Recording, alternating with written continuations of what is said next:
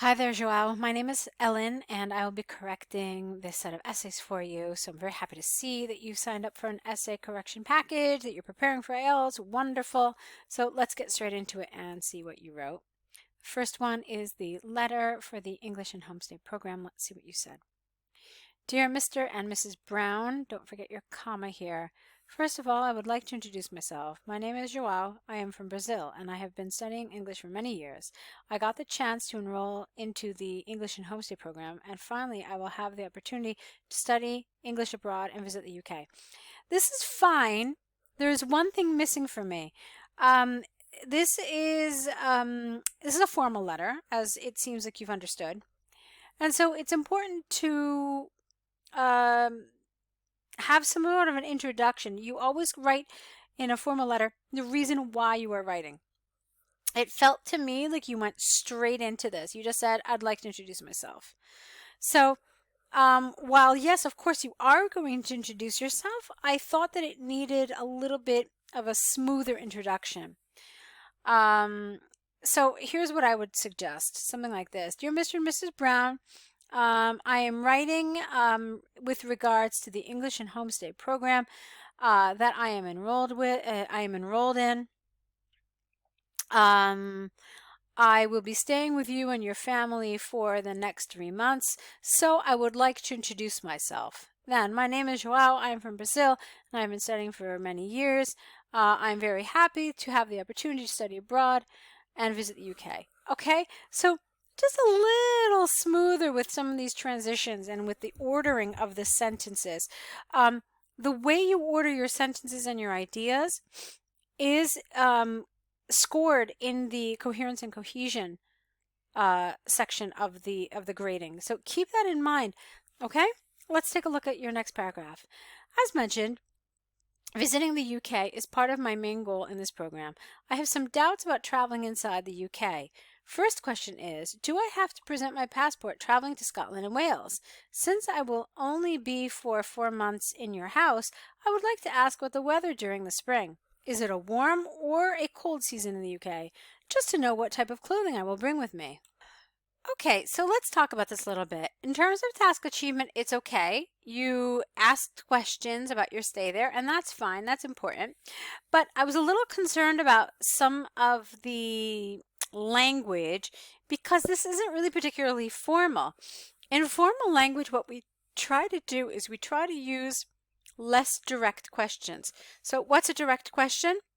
Do I have to bring my passport? That's a direct question. So what we do in formal writing is we make this as indirect as we can, or at least somewhat indirect. So an example of an indirect question is, first of all, I would like to know if I need to present my passport. Or, first of all, could you tell me if I need to present my passport? Or, would you mind letting me know if I need to present my passport? Okay, so that's just some examples of the kind of language you need to do, you need to have, because it makes your writing feel less direct, less informal. All right, and that's what we're looking for here. Now, how do you know this is a formal letter? Because you don't know the Browns. You've never met them. They're not your friends. And so you should treat this as neutral to formal. Okay? So let's take a look at this. Let me make some suggestions about other things here as well. I have some doubts about traveling inside the UK. My first question is, if I have to present my passport traveling to Scotland and Wales, okay? Since I will only be, all right, and then secondly, because you have a first question, so you should have a secondly. Secondly, since I will only be in your house for 4 months, I would like to ask about the weather during spring. And that's fine in terms of grammar, but the word order was funny. And this is okay. Is it a warm or cold season in UK? You're asking for some information, so that's okay. I mean, you could have made it indirect. You could have said, could you tell me if it is warm or cold? And that's fine too. And then this is not a full sentence. This is called a fragment because it doesn't have, it's not a complete sentence. So let's see. There's no subject here. All right, that's the problem. So is it a warm or cold season in the UK? This will help me know what type of clothing I will bring with me. Okay? All right. So now what you did here is actually very natural in terms of how we speak in English. This is something that native speakers do all the time. We do speak with fragments, but this is IELTS. It's a language test. And so here you really need to show that you understand and that you can use accurate, correct grammar. Okay?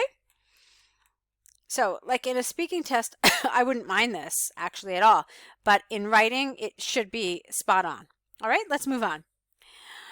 So those are the main questions I need to know for now. Again, this is a little direct.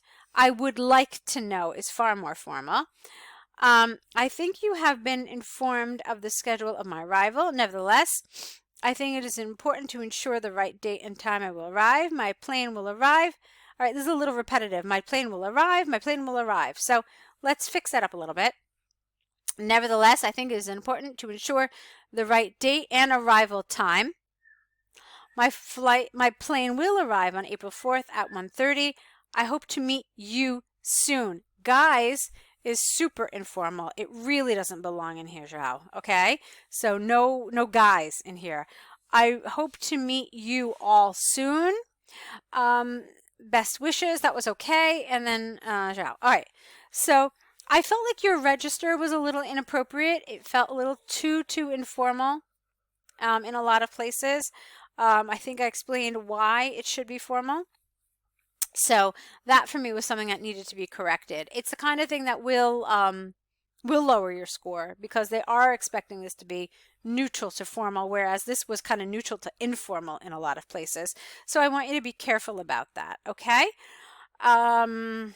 There's lots of resources online about, you know, formal expressions versus informal expressions, but if you have any questions, please let me know.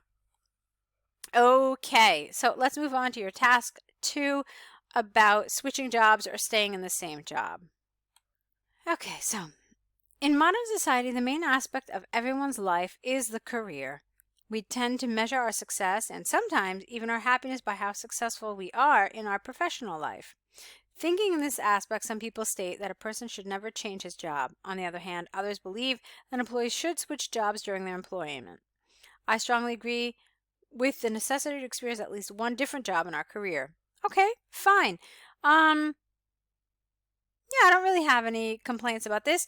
It's a nice flow of ideas. You linked them well together, some nice vocabulary. So, I think it was fine.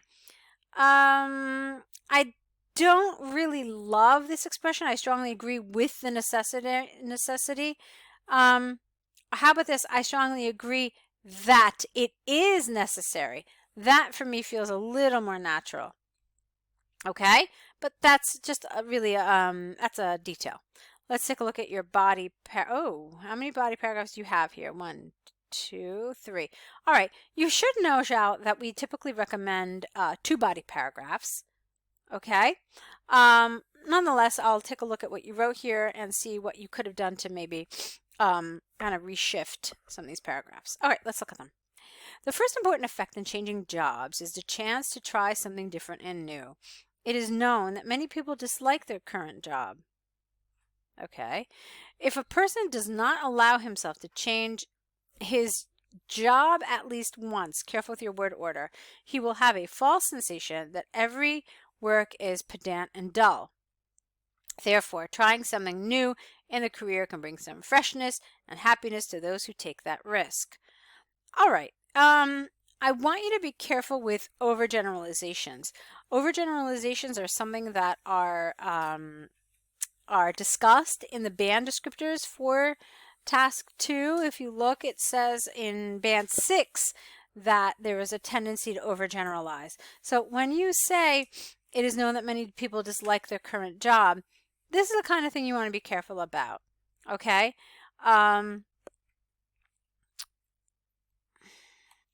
Now, apart from that, I mean, you did say that many people, you didn't say everybody, you said many people. So apart from the fact that it felt a little bit of a generalization, I also felt like these sentences weren't really linked together, okay? And linking them and having a nice flow is what's going to help your coherence and cohesion score. As I said before, I thought your introduction was really nicely linked. So let's see if we can kind of aim for that kind of language here in this paragraph as well. Let's try this. So assuming the first important effect in changing jobs is a chance to try something different and new. Many people dislike their current job, but if a person does not allow himself to change his job at least once, he will have the false sensation that every work is pedant and dull. So that's one way you could have made this a little better. Okay? Therefore, trying something new in the career can bring some freshness and happiness to those who take that risk. Okay, it does feel a little underdeveloped. I would have liked maybe an extra sentence, just a little more development here. All right, we'll talk about a little more as we get to the end, because I know that you have 2 more body paragraphs. So I'll hold off on saying anything more about this until I actually read the rest of your paragraphs. So the second great effect is not necessarily about completely changing the career, but to change the workplace. Sometimes the company that a person works for does not attend his same aspirations. This is the wrong words. Attend and aspirations is okay, but attend is wrong. Old-fashioned enterprises, for instance, get rid of "and," do not allow the application of new methods or of production or hierarchy. A person who seeks innovation will have to find companies which embrace modernity. Okay, so what happened here is, first of all, it does, again, feel a little underdeveloped, like there's more to be said here, but you're really just scratching the surface. However, what I want to talk about again is these generalizations. Look at this. Old-fashioned enterprises do not allow the application of new methods of production or hierarchy. This is considered an overgeneralization. All right, you cannot say that an old enterprise does not allow, but they tend not to allow, or often old-fashioned enterprises do not allow. So you really want to leave this wiggle room for the chance that, you know what, this is not an absolute kind of thing. All right, again, because this is considered, this is something that is considered in band 6 for task achievement. So just, you want to be careful about that. All right, let's look at your next paragraph. Conversely, when an employee stays permanently in the same company, he has more chances to grow in his career inside that enterprise. Changing careers and/or jobs can delay the rise of the employee inside a specific company. However, many work experiences can only be accessed by the career's change. All right, that's awkward. We don't put an apostrophe S after an inanimate object like career. So you could have just said by a career change. Now, again, I'm going to pause here and I'm going to go to your conclusion, then we'll talk about this a little more. In conclusion, there are more advantages to those who change jobs than to the employees who keep their jobs in the same company forever. Many times, only the employees who change careers can have experiences and own satisfaction. You don't own satisfaction, you gain satisfaction. Okay, so let me see if I understand this correctly. This is a to what extent you would disagree or agree. You said that you agree that it is necessary to experience at least one job in our career. So now let's talk about your body paragraphs. You basically were in favor of changing. So here you talked about the fact that changing jobs allows you to find a job you really like and realize that work can be rewarding. Then here you said that changing jobs allows you to find a company that will allow you to grow, allow you to use new methods, etc., etc. And then here you then had a paragraph about how, you know what, maybe changing jobs isn't so great. Maybe you should stay in the same profession. Okay? And then in the end, you said that there are more advantages to changing jobs. So, all right, why are we talking about this? I want to make sure that I understand the organization of your ideas and what your central idea in each paragraph is. So you had 2 paragraphs in favor of what you said you believed. You had 1 paragraph against what you believed. Now let's talk about why this isn't the best way to organize this.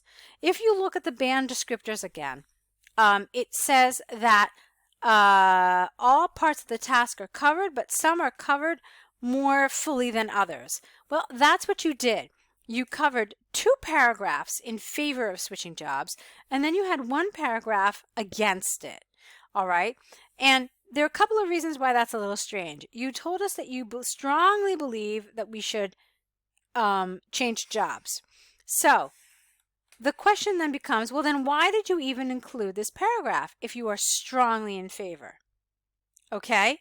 So before you misunderstand me, I think it's really important to look at all aspects of the task and see that, it's really rather nuanced, that there are some advantages to it and there are some disadvantages to it.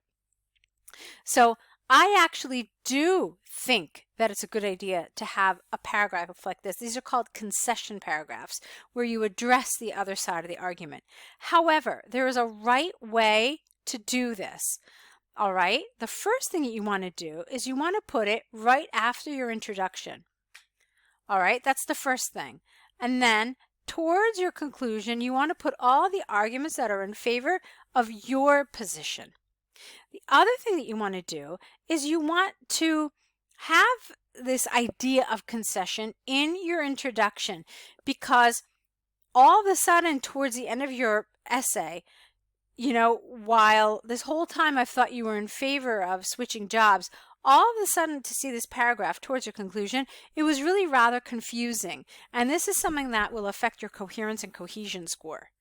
Okay, so how can you deal with this? The first thing that you can do is address it in your introduction. So what am I suggesting? I'm suggesting this. While I strongly agree with the necessity to experience at least 1 job in our career, there are also some benefits to staying in 1 job for your whole life. Okay, so this way we know this is what you believe, but... Or even better, you could say, while there are some benefits to staying in 1 job for your whole life, I strongly agree that it is necessary to experience at least 1 different job in our career. Okay, so address it in your introduction that you're going to have this concession paragraph, that you're going to discuss both sides of the topic. And then when you do, try to balance them out a little bit, okay? Because you've got all of this writing about in favor of switching jobs, and you've got this little paragraph against it. You do want to kind of, not like obsessively, not like counting line by line or word by word, but you do want to have a sort of equal treatment to both of these paragraphs, okay? So again, I would have put this first, and then I would have had this. But this needs to be more developed, and then maybe you needed to take away one of these ideas or expand one of them more and take out the other one. I don't know, something like that. Okay, so that's some feedback about this. That's actually a lot of feedback about your test too. I just saw how long we've been talking, or I've been talking.